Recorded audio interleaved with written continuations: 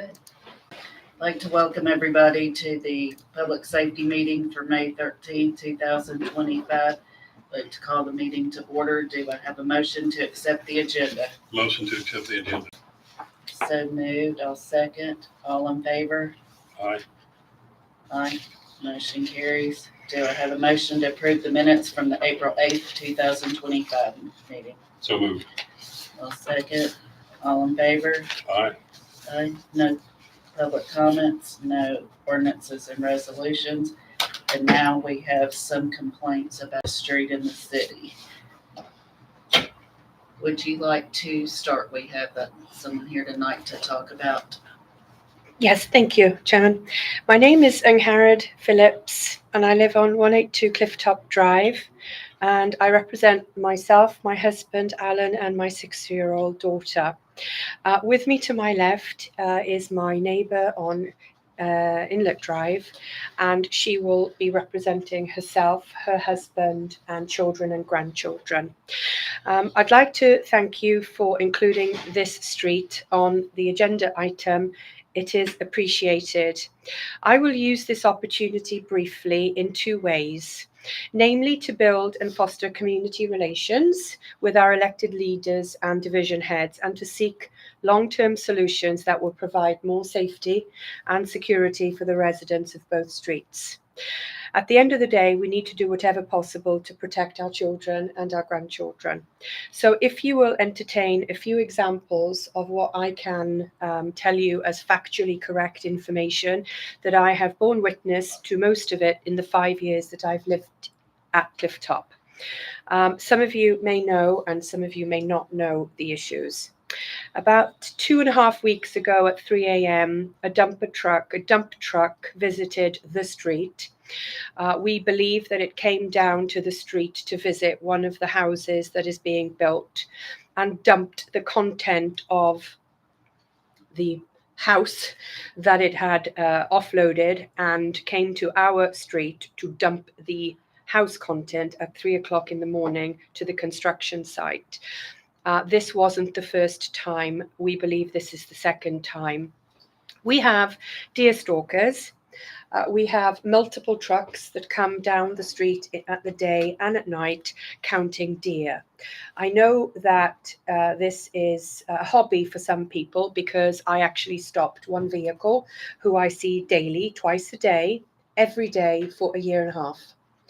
And I asked him what he was doing, and he said he counts deer.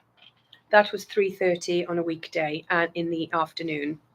We did have a spotlighter, and Hendersonville police know about this. He used to come every morning at 3 a.m. and he used to stop, particularly at my house, and spotlight the house into bedrooms. So one day, with the help of Henderson police, after this went on for nearly 1.5 years, some neighbours got together and stopped the person. Hendersonville police did the heavy duty and questioning, and we found out that he counts deer at night, but he does it with a spotlight, and he spots like all the houses. Of course, we didn't know that at the time. We thought that he might have had nefarious reasons. We have a house, and we think that there are nefarious things going on at the end of the street, where cars come as early as 5:30 in the morning. We know this because we have some people walk the street at that time early in the morning before going to work, exercise, and we see lots of cars outside a particular street, and we can't imagine why they would there, because it's an elderly gentleman that lives there.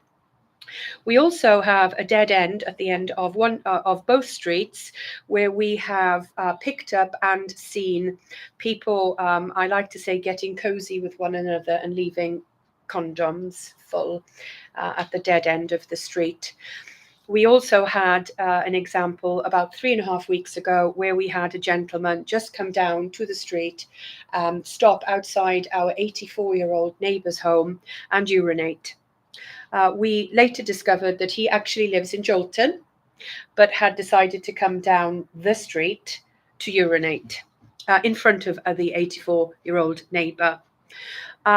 Last year, during one of the construction sites, we caught an illegal alien who had only been in the country for 2 days. We have a Spanish speaker on the street, and she leaves the eggs in a Yeti cooler, and we just go and collect the eggs and we put the money in the eggs. And she left her cooler on her driveway. And he thought it was a good idea to come and on her driveway and steal the Yeti, the eggs, and the money. Of course, he didn't know what was in the Yeti. He just took the whole thing. Anyway, she tracked him down because he came back to the construction site the following day and had a conversation with him. And that's how we discovered that he had only been in the country for 2 days while working on the construction site. But he did return the Yeti and the eggs and the money. We also have thieves, as Hendersonville police probably knows. When you have a construction site, that definitely allows burglaries to take place, because quite often they know there's going to be tools. So my neighbour called HPD at about 11:30 about a month and a half ago and caught the burglary while it was going on. It was going to be a trailer that was going to be stolen. We also have constant flow of traffic, particularly in the summer months, because of the one house at the end of the street that's very famous. And so we have a gold, we have many buses, but we have a particular one that I see all the time. It's a gold minibus with windows that constantly does the drive-by on my street. Even though the famous person is on the other side of the street, but we have a lot of traffic. I understand clearly that it's a public right of way, but it is a dead end, so they still continue to do the drive-bys. And as you know, Chief Jones, we have a stalker, but we also had one 5 years ago as well. So we are here to talk about my street, and you have anything to talk about your street, which I haven't covered yet? I think you've covered everything. everything. Yeah. Yes.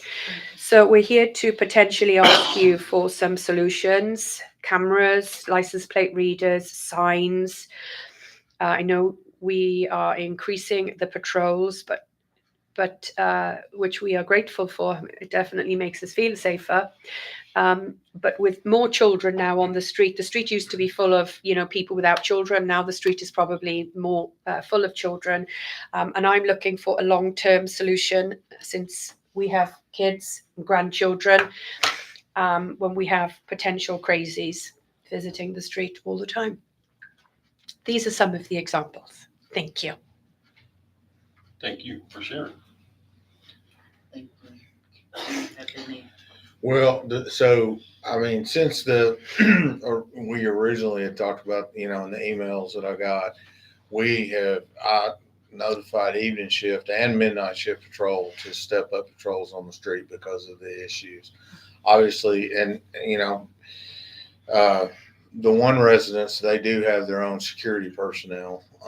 And we have been in contact with them multiple times, just as far as for stalkers and things like that. And then there's been, one arrest made, and another one's just identified. But so of course the issue is, and I think you kind of touched on it, is with being a public street, there's a lot of people that's not even a tour company. They just come through there because they want to see that house. Yes. Everybody knows where it's at. Yes. And for us as a law enforcement agency, there's really not a lot we can do about that. The one thing that I've talked to some other folks, and one of the things I encourage them to do is make sure, if there's, we're here 24 hours a day, 7 days a week. Anytime, I don't care what time of day or night it is, if you see something suspicious out of the way, or you see, notice cars congregating at the dead end, call us and let us know. Because the reality is, as much as, so today, we're talking about this one, but I have spent most of the day today answering emails from citizens in other areas of the city that are experiencing issues, and sending those out to the patrol guys to pay more attention to those areas, because we know right now those are hot spots.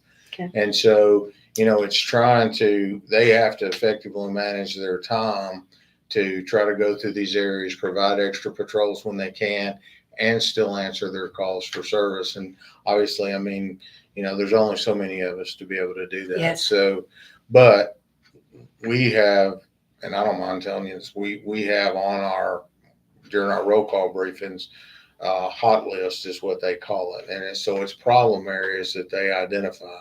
And we're constantly adding to those. And after a while, if we see some reductions, we'll roll some off. Okay. But we kind of have to try to split that up all over town. However, and I encourage people, I've had people, when I worked midnight patrol for 17 years. And I can tell you, there's times people call us at 2 or 3 in the morning. They go, well, we hated to call because it was so late. And we're like, no, we're here. We're working. This is our work day. So I would rather people call the police department 100 times and it be nothing than not call one time when it is something. Yeah. I would rather us go out and check it out and verify. And so, you mentioned the gentleman with the spotlight houses. Well, that's just ridiculous. Yeah. And they explained life to him in a way that he understood. So, but as far as people just driving by counting deer early in the morning, spotlighting's different. That's disruptive to the neighborhood and to the, nobody wants their house spotlight at that time in the morning. But people driving by and taking pictures and counting deer, and that's one of those other things. It's hard for us to do anything about that because there's it's just not a violation of the law. But but between the extra patrols and, like I said, encourage any of your neighbors that you talk to call us anytime there's an issue. The lady that had her cooler stolen, I wish we'd have known about that because we would have been more than happy to assist her in recovering that and going down that road. But and especially even with the construction sites, we just had a case recently where somebody was hired to haul off debris, and they thought it'd be a great idea just to take it somewhere close and dump it because then they didn't have to pay the fee to dump. Yeah, we've had an instance where the exact same thing happened, and instead of hauling the debris away, they pushed it into the lake. Yeah, well, so in an instance like that, and you witnessed that, I mean, we were more than happy to get the Corps of Engineers involved because I can assure you they take an extremely dim view of that sort of thing. Yes. But our officers, worked that dumping case, and just recently, he took warrants out on the guy that dumped it because it's illegal to do that. And so I'm sure that the house that was under construction where stuff was dumped, that contractor should have called us because ultimately now he's going to be responsible for the paying for that cleanup. He's still got to get that out of there. And so I don't think, just like it's not fair to y'all as the residents to have to put up with that guy is going to wind up paying out of his pocket now to clean all that up. And that's not fair. I mean, that's just wrong. And so, all the best I can do is assure you, we will increase patrols. We will do everything we can. And encourage y'all to call anytime there's an issue and let us come out and try to deal with it.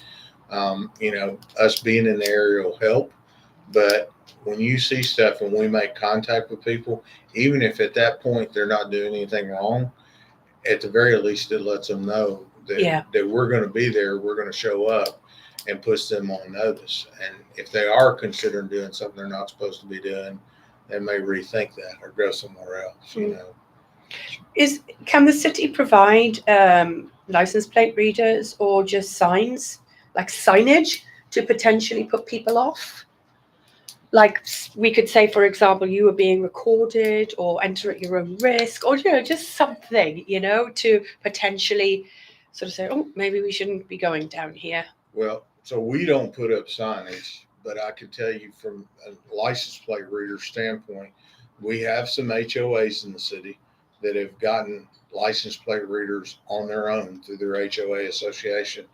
And what those companies do, that puts, if an HOA does that, agrees to put up a camera on their own, we still get the data feeds from those LPR cameras because of the company that we deal with. And they actually have a different plan set up for HOAs because it's a different type of camera. But we just have a limited number of license plate readers that we can put out in the city because of the cost of them.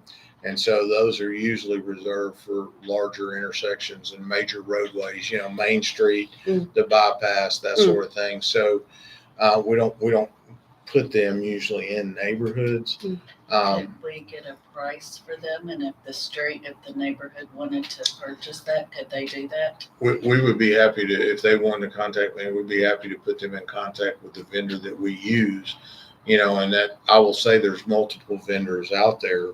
But the vendor that we use does have I'm trying to think of a division of their company that specifically does residential areas and HOAs and things like that.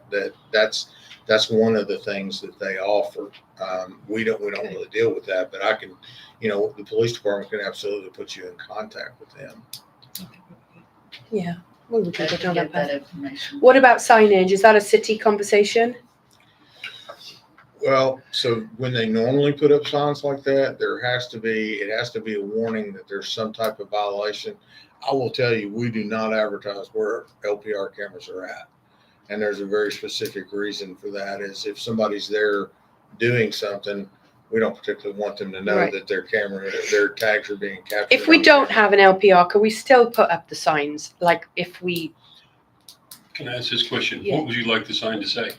I would like to, have a brainstorming sessions and see what you think. What other communities use? What's the standard? I mean, could we say slow down, or you are being recorded, or what are the standard signage that we could have? Well, and there is standard sign. I used to have a signing graphics company for 40 years. Okay. So I can speak to this Yes. subject. Yes. I think the best you can do is put up neighborhood watch signs and Okay. create an organization to do that. And Okay. there's somewhere a system to do that. Anything further than that, I mean, it's like if you run into problems when you say you're under video surveillance. When I used to do it for private companies or shopping centers, things like that, the issue they always worried about was the other side of it. If they want the copy of the videotape and stuff like that, and are you really videotaping, or is it just a scare tactic of Yeah. don't park here? Yeah. And so what you get into is sign clutter.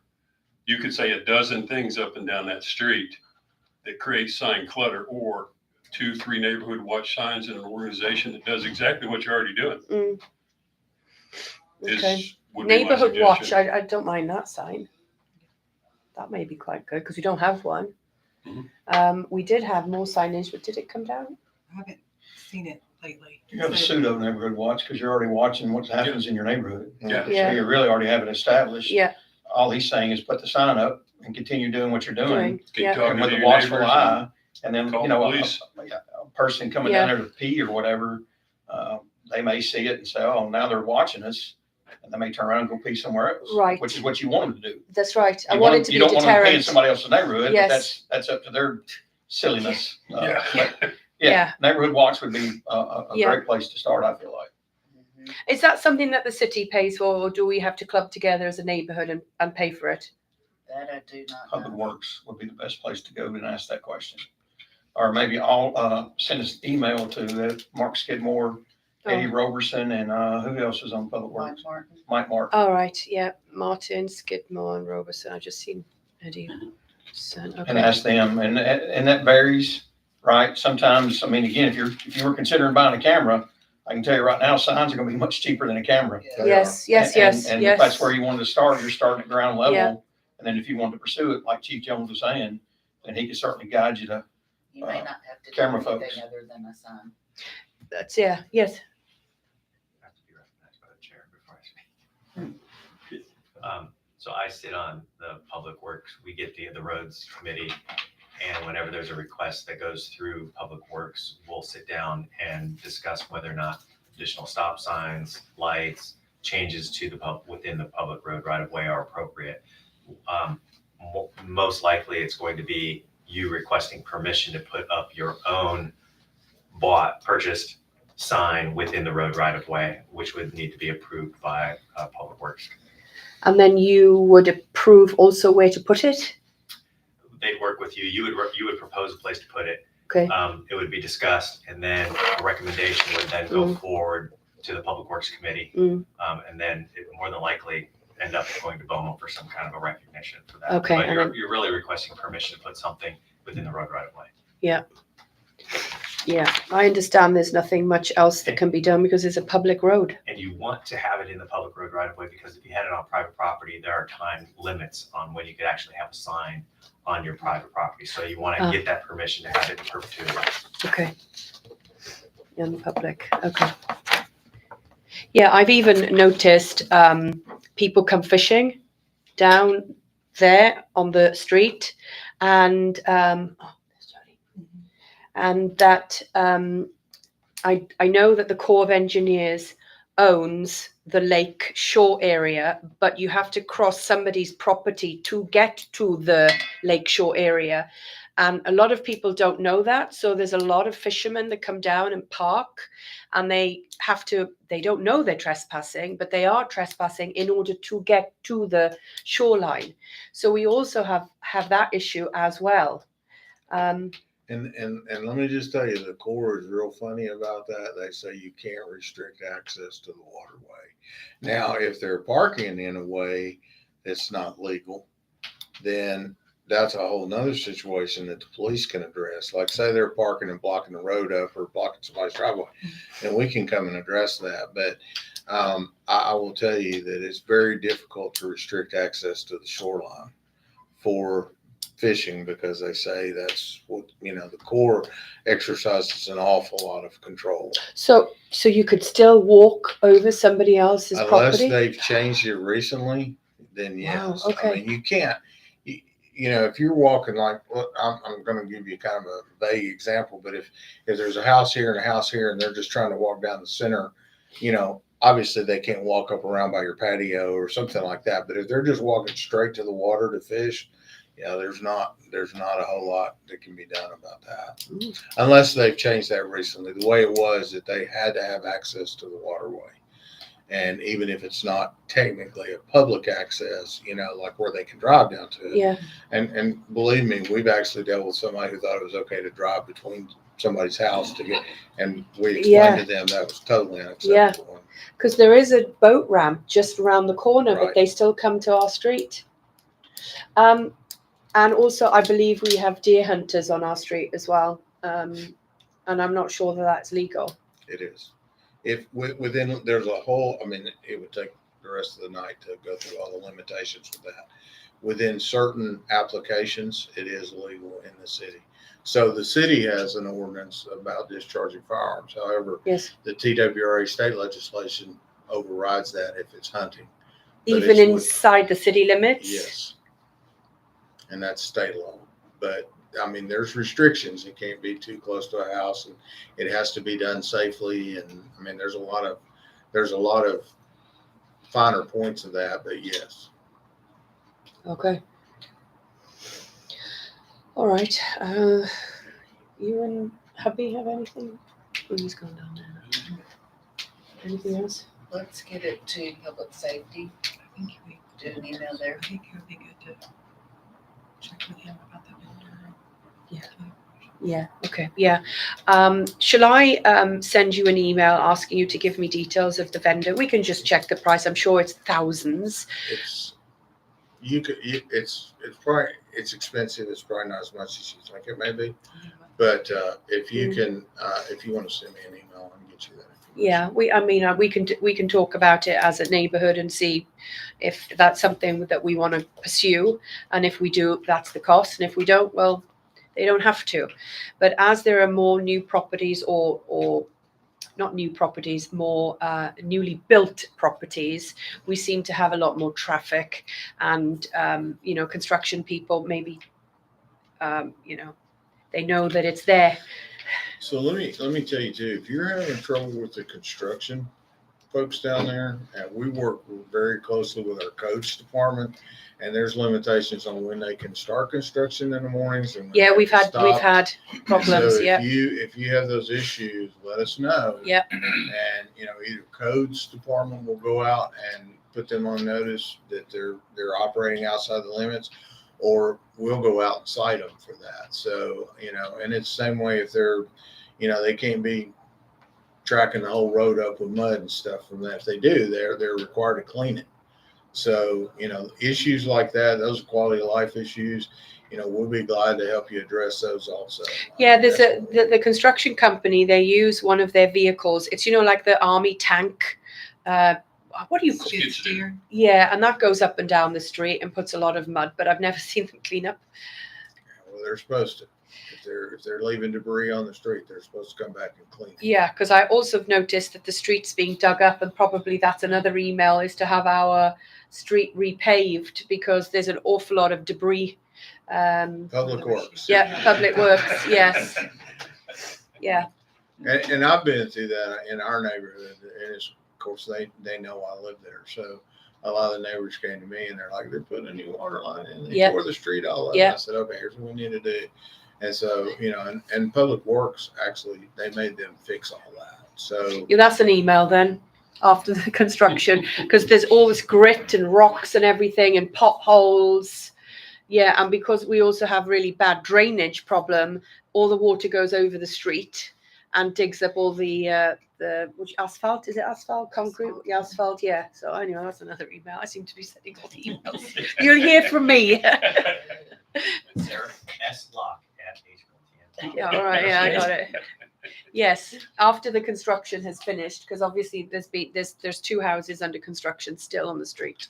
I can get you all of that. Yeah, thank you. Who you need to send that, Yeah, thank you. and then we can revisit and see how it's going.